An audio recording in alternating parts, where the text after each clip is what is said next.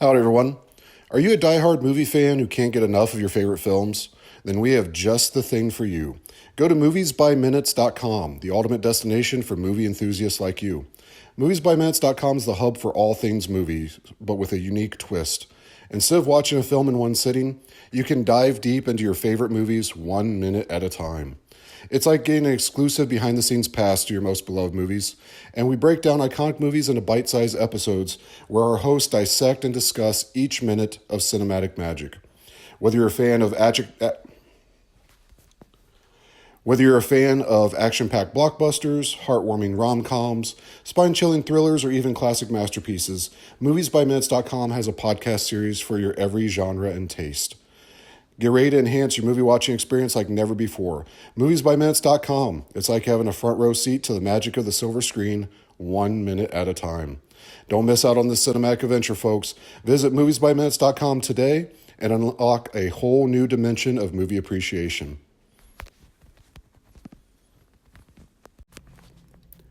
And this episode is brought to you by Dye Real Estate and Land Company. They are the real estate agents based in Northwest Ohio that are the go-to company for people who enjoy the rural lifestyle and are looking to buy and sell some property. The whole team is amazing. I've used them in the past. I'm partial to Jaylene myself for obvious reasons, but they're all there for you whenever you need them. If you're in the market, just drop them a line at info@dyerealestate.com. That's info@dyerealestate.com. And don't forget to tell them Support Your Local Podcast sent you. Hello, I'm Robert T. Smith, host of Support Your Local Podcast. I want to take a moment to remind you to hit that fast forward button. That is, unless you want to hear about something good being done. Anyone who knows me knows that I love bowling. In 2016, I founded the Smith Family Bowling Scholarship Foundation, intended to honor my father's hard work and dedication to community service and award scholarships to youth bowlers throughout the nation. To date, we've awarded well over $15,000 in scholarships. If you are a bowler, know a bowler, have ever seen a bowler, or heard about anyone who has ever seen a video of a bowler, I'd love for you to help promote the SFBSF and its mission. Please go to sfbsf.com and see what we're all about. While you're there, please consider hitting that donate button and helping us make a brighter future for our youth. Again, that's sfbsf.com. Thank you for your time.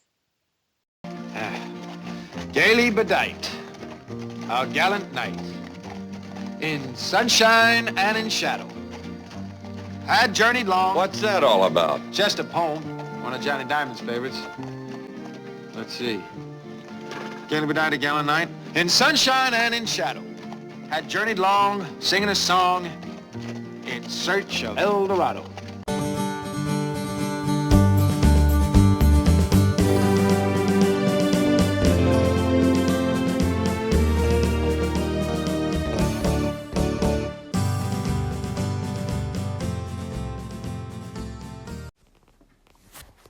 Howdy, everyone. Pull up a chair, kick up your boots, take a sip on a nice cold drink. It's the Quick in the Pod. Nope. No, wait, that's not right. It's, crap, we're doing a new movie. It's El Dorado. It's, I know. It's El Dorado. Yes, El Dorado. And, I've definitely got to be careful naming all these movies different names, or I'm going to really box myself into a corner in future seasons. I have a couple of them mapped out, but not that many. But for now, it's El Dorado, the season of Support Your Local Podcast, where we take a look at the 1966 John Wayne classic El Dorado, one chapter at a time. I'm your host, as always, Robert Smith, coming to you from beautiful Tombstone. Yes, that one. We're just starting our movie today with Chapter 1, Taking Sides. And we start with the old school Paramount logo. And one thing that struck me as I press play, I've seen the Paramount logo on so many movies throughout the years that I've never actually noticed that the clouds move in the background. Now, I need to keep an eye out for that on other Paramount movies. Maybe it's just the older logo. I'm not sure, but we'll see. And we're moving from clouds, we're going from moving clouds to stationary ones as we see a beautiful Western landscape painting come on screen as our intro song kicks in. And it's a cowboy on a horse at the rear of a drive of horses. And speaking of inns, I know that the horse right in front of him is supposed to be showing a pack horse with this large white canvas covered package of some sorts. Think covered wagon in color for you Oregon Trail fans out there. But when you pause it like I did, it looks like someone is bent over the horse trying to get up. And we're getting a shot of a very large rear end of someone wearing maybe a white union suit or undergarments. You know, those that aren't familiar with it. Think the outfits that the ladies were wearing when they're walking into the river to be baptized in "O Brother, Where Art Thou?" There's your visual. There's even an unfortunate split around the middle that would make the perfect butt crack of this picture. And just so you guys know, like, I may be going back to a more old school Western, but I'm still a little boy with fart jokes in mind, so sorry in advance. We get Howard Hawks Presents, and we know that we're in good hands as Howard Hawks is one of the most kind of legendary Western directors, you know, up there with Sam Peckinpah and a few others. But the picture fades to another great painting, and this one has two horses fighting for dominance of the herd while the others are looking on in the distance. And it looks like the brown horse is getting ready to hit the spear on the chocolate chip ice cream colored one. And we get John Wayne and Robert Mitchum's names popping up during it. And it's cool to see that they get split billing for the top billing of the movie, because truly they are both the stars of this. This is a John Wayne movie, but it does not, by any stretch of the imagination, fall solely on the shoulders of the near 60-year-old John Wayne when this was shot. It's interesting how they place the names because it makes it look like they are the two horses. So Robert Mitchum is hitting the spear on John Wayne? Question mark. Spoiler, but the opening of the movie does not do anything to disprove that these two are actually going to be fighting each other. And nor did the trailer, for that matter, if you guys listened to it. It focused a good portion of it on the upcoming fight scene between the two. Our title card for El Dorado fades in as we have a lone rider looking out over the cliffs down into the valley, and it's truly some beautiful artwork. And it's really capable of invoking that feeling of openness and wilderness that the West has. And it's really cool to go driving through Arizona and seeing so much of the land still relatively untouched for miles and miles. And, you know, someone like me who grew up reading Louis L'Amour's descriptions and such from Dad's collection, seeing this absolute beauty that's been like that for, you know, thousands of years is truly something to see. I hope everybody gets a chance to see it sometime in their life. We see another few in a series of these paintings, and it's various shots of covered wagons and ranchers driving horses into a corral, all while the remainder of the credits play out. And during all this, we hear another Western staple, the sweeping intro song. And this one, obviously titled El Dorado. The music was written by Nelson Riddle, who is the composer for this movie. Lyrics were written by John Gabriel and sung by George Alexander and the Mellow Men.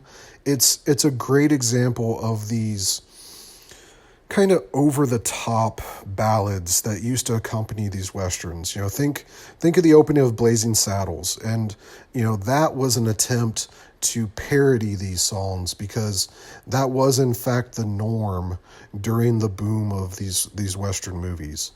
And one of the credits that pops up is Costumes by Edith Head. And this struck a chord with me because it's a name that I'm familiar with, and you probably somehow tangentially are as well. And, you know, as we'll be talking about, you know, what several people are wearing throughout the movie, I thought we should get a good first stop on the little aside that I like to call Remember the Name. You don't remember me, do you? No.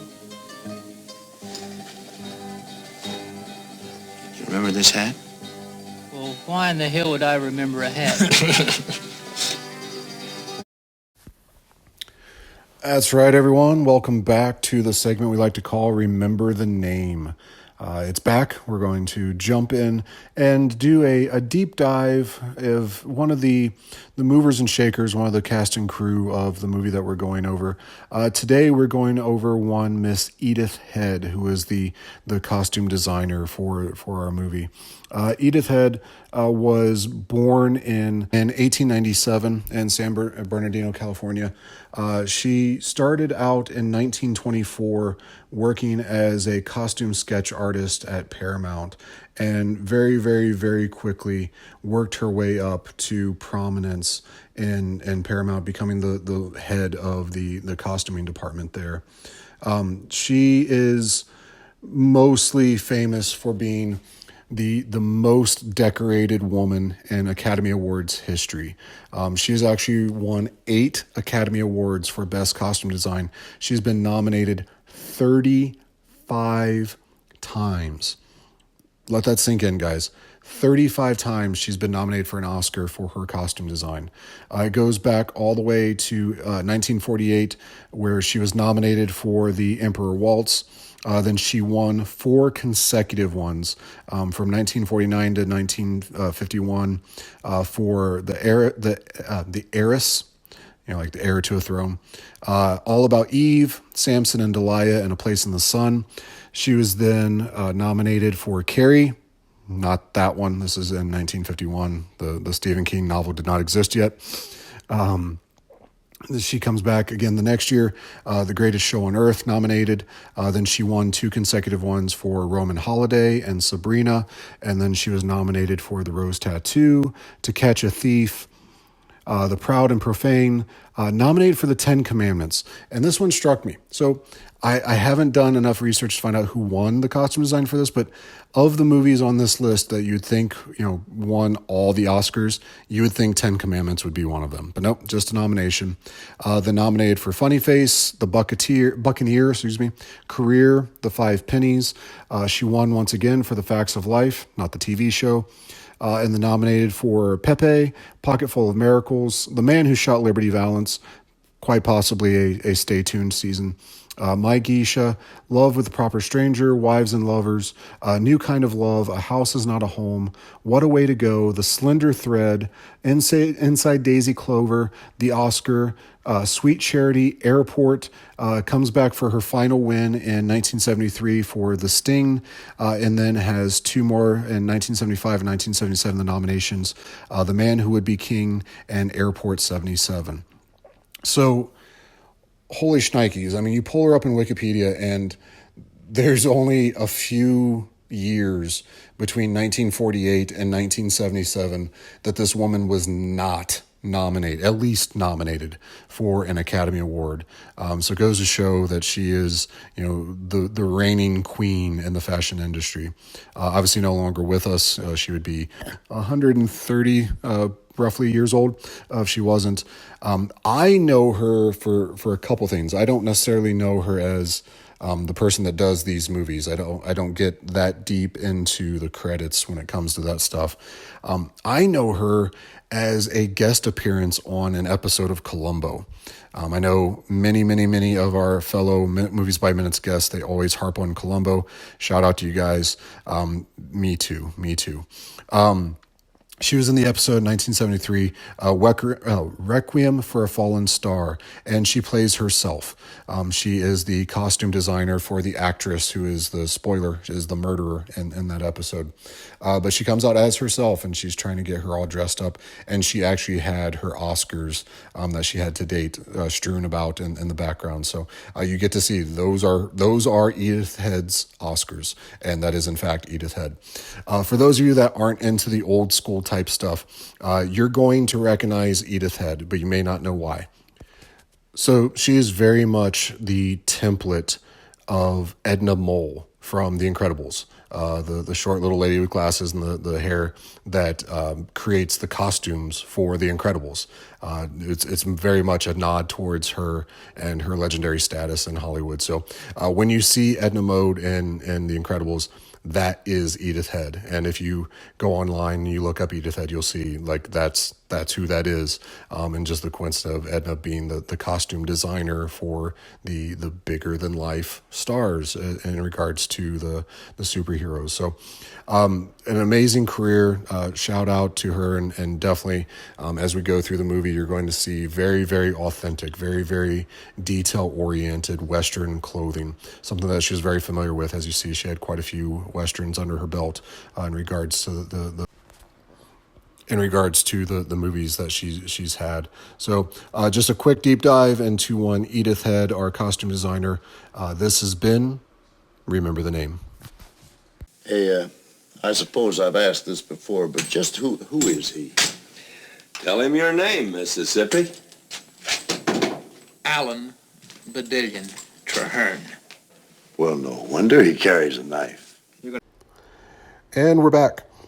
We finish up our last few credits and pictures, and we see one credit that we'll touch on in a later episode. But the pictures were drawn, painted, whatever the proper term is, by Olaf Weghorst. And again, that's a name that if you're paying attention already, came by earlier too. And we'll be hearing more about him fairly soon, so stay tuned for future episodes. But as the song concludes with our credits, one thing that strikes me is the fact that the movie starts, there's no cold open, nothing. It just starts with an over 2 minute long song break. And while that was the norm back then, can you imagine trying to hold the audience, hold their attention from the very beginning with a 2 minute song? I just don't know that it's something that can happen. The Star Wars entry kind of pops into mind, but even that has text and story that's going on while it plays. It's not just the song. I guess you can read the credits as we're doing this and definitely take a look at the beautiful artwork, but it's just something interesting to go back in time and see how movies used to be structured. One of the final credits says that the story is based on a novel by Harry Brown called The Stars and Their Courses.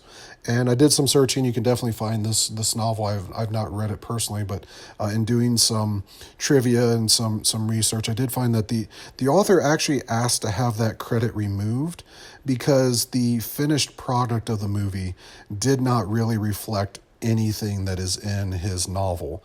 There were several rewrites. A lot of different changes were done with the script. In fact, the original script was pretty much thrown out and then replaced with this one, which let's get it out of the way. We're going to touch on this quite a few times. This is essentially a rehash of Rio Bravo, which is another Howard Hawks film, which is another John Wayne film that involves a sheriff and deputies, taking somebody to prison, and the siege of their sheriff's office happening as well. One of them happens to be a recovering drunk. One of them happens to be a bright new movie star playing a role. There's a crotchety old jail keep. We'll definitely do Rio Bravo in a future season. It is actually my personal favorite of the two. I just did this one because it's been on my mind lately. It was on Amazon and it was on Pluto TV. And I said, let's get this one out. Let's hit this one. But yeah, it's the script is a bit similar, we'll say. And to Howard Hawks and John Wayne's credit, they did it again. It was even after this one, they rehashed the story again with Rio Lobo. So, no shame. This was a very successful movie. It's still an awesome movie. Stick around. Our final credit before we fade to black is directed by Howard Hawks, which is in a signature font, unlike the others, which I found interesting. So this is, his name, it comes as a brand when it comes to Western movies, apparently. We come back up and we see a Western street, buildings lining both sides with a bit of traffic from people and horses. And we have one man with his back to us, and he's walking down the street with what appears to be a gun in his hand. And there's another man crossing the street, and he gives the gunman a tip of the cap. So he must not be in the middle of something, too drastic with that gun. And the shot cuts to the front of the walking man, and we see it's, in fact, one Mr. Robert Mitchum. And he has a pistol in his holster, and he is, in fact, carrying a rifle. We were right in seeing that. Excuse me. There's a star on his chest, so he must be the law in this town. And Mitchum's walking up the building labeled Saloon and Lodging, the same that we saw in the reverse shot. But one thing I noticed immediately is, for as sparse as the people in the street were in the opening shot when we were seeing him from behind, now there are many, many more people crossing the street. We got wagons and horses and couples, and just a bit of a continuity glitch there, but to their credit, they obviously weren't exactly worried about some jerk on a podcast watching the movie 1 minute or one chapter at a time then. So not a knock on them. We get a man named Miguel waving out to Mitchum and giving him a Buenos Dias Jefe. And shout out to my friend Dave, or as we affectionately call him at work, Jefe or Chief. Shout out to you if you're listening, buddy. He hops up the stairs, and here's the door where we transition to the inside of the saloon. And there are a couple guys sitting and playing poker. One of the gentlemen in the background is with a croupier playing roulette. And otherwise, the bar is empty. And it does seem like it's early morning, so no wonder on that, though I do have to wonder how compulsive a gambler these guys have to be hitting it this early. Robert Mitchum asked the bartender if he's seen the owner of the white spotted horse that's outside. And he says that the person would be about 6'4", so he apparently knows who he's looking for. And we find out the bartender, who's named Tomas, he must not know the meaning of snitches get stitches, because he tells Mitchum the guy he's right back here. He's in the washroom washing and shaving. Go see him. Take your gun with you. And Mitchum walks quietly through the curtain to the back, and he passes the stairs to, I suppose, the rooms. This is the lodging part. And he opens a door that's a little bit further back, and we get to see, with the opening of the door, another man bent over a wash basin cleaning his face. And as Mitchum shuts the door, we cut to the other side, to inside the washroom, and we can see briefly that it is, in fact, the Duke himself, Mr. John Wayne, washing his face. And Mitchum says, "Hi, Cole," but he still has the rifle pointing at him. And we get the first lines of the famous John Wayne drawl saying, "I know that voice." And no, I'm not trying to do the John Wayne voice right now, probably later on. And he knows that it's of J.P. Hara, and he gets a towel to clear his face to see him, and he gets to see what we've seen, and that's the rifle still pointing at him. So he's rightfully confused as to why it's being pointed at him, and we find out that there's a man named Bart Jason, and that he had hired Cole, and Cole explains that he was approached by Jason, but he hadn't given him an answer yet on whether he's going to work for him. So JP takes the time to explain that Bart Jason was trying to move in on some land and water that belonged to a family named McDonald, and that Jason was essentially hiring Cole to take JP out. And John Wayne says, well, that's not the version of the story that he had heard, but JP assures him that it's the right one. And I find that interesting because Cole had just gotten done saying that he hadn't heard what the job actually entailed yet. So I'm curious what Bart Jason's side of the story was, and what up to this point that Cole Thornton thought that he was going to have to do. We get our first dick waving contest between the two, as Cole tells him that he could take care of JP if he wanted to, but he didn't want to. And JP echoes that sentiment. So there's acknowledgement of talent and acknowledgement of each other there that is going to run pretty true throughout the story. And now that Cole's agreed to turn down Jason, he asks can JP, I don't know, put away the rifle and kind of make me a little nervous. And Cole makes a comment that there's something familiar about the layout of the gun. And JP says that he had it modified to match one that Cole had. So apparently these two obviously have a bit more history together than just acquaintances. They've seen each other's guns. Wink, wink. Not being a gun expert, I'm not sure what the modification is. I do notice that the lever loop, the part, is really big compared to ones that I've seen on most Westerns. So any gun experts out there, if you're listening, hit me up. Let me know if that's the part that's out of the ordinary. It's the only thing that I can visibly see that doesn't quite look right. We get a knock on the door, and it's a lady's voice asking if Cole's decent before barging in.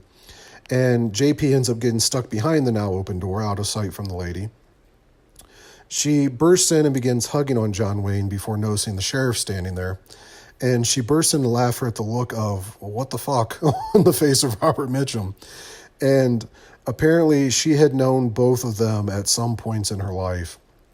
But being a 60s Western, it doesn't explicitly say what exactly that means. There's definitely some romantic connotations there, as she states that she's woman enough for both of them when they talk about having to find another girl. JP gives him the directions to Jason's land, and in doing so mentions, that's right, Chekhov's Big Rock. And we'll see if that comes into play a little later. Much like Chekhov's gun, if you introduce a big rock in the first act, it has to come into play later on the movie. So we'll see. We find out that the lady's name is Maudie, and when Cole leaves, we're left with a bit of a history remembrance between JP and Maudie in regards to Cole. So she begins telling JP about how she met him in the most theatrical way possible. She, looks off into the distance to tell the story, and you can almost hear the sweeping violins start to play. But apparently her husband had been killed. He was a gambler. And Cole took her in, and he helped her get back on her feet. And she trails off when saying that he never would take any ... And devious mind that I have to ask, was it money? Was it money that Cole wouldn't take? And the reason I ask is because she just said she didn't have anything, which leaves one thing that she could have given him as payment. Don't get mad. Don't at me. Prostitution is a thing. Face it, guys and gals. And again, being a 60s movie, I don't think they would let the character just come out and say something like, he wouldn't let me make it up to him. Wink, wink, nudge, nudge. So take that what you will. We get JP's turn to remember what a swell guy Cole is. And, the guy that 2 minutes ago, he wasn't sure if he'd have to ambush with a shotgun, that guy. So, anywho, apparently they rode together since before the war, being the Civil War. And without saying it, Maudie knows the look JP has means that either one of them saved the other, or both have had turns saving the other. But there's definitely a history there and a bond there. And Mitchum makes the quip, would you like it set to music, Maudie, with a full orchestra? And I find that funny because during the entire time they're reminiscing, we do get a faint score of El Dorado playing in the background, and he fades out as he says that. So it's a nice little touch if you're listening for it. We fade to ranchers moving a herd of horses over to water, and someone rides up to the group, and we find out that the ranchers are the McDonalds previously mentioned. And the man that rode up is warning the Paul McDonald that Bart Jason hired a gunfighter named Cole Thornton, and that he rode out to Jason's about an hour ago. So apparently news doesn't travel very fast out here, and the game of telephone has skewed a bit the latest data. So McDonald sends out everyone to prepare with the ranch and get the horses back. He puts his youngest up on a big rock, dun, dun, dun, to look out and to shoot if he sees someone to warn the others. And I'm sure that's all going to turn out fine. It'll be fine. It's okay. It'll be fine. We fade out and back into John Wayne riding up to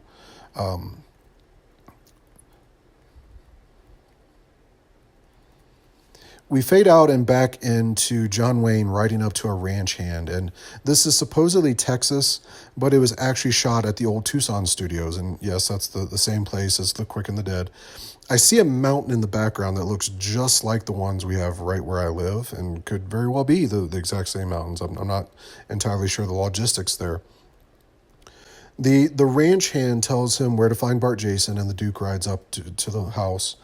And he passes by a porch of 6 or 7 guys just looking ominous, not looking like some ruffians maybe.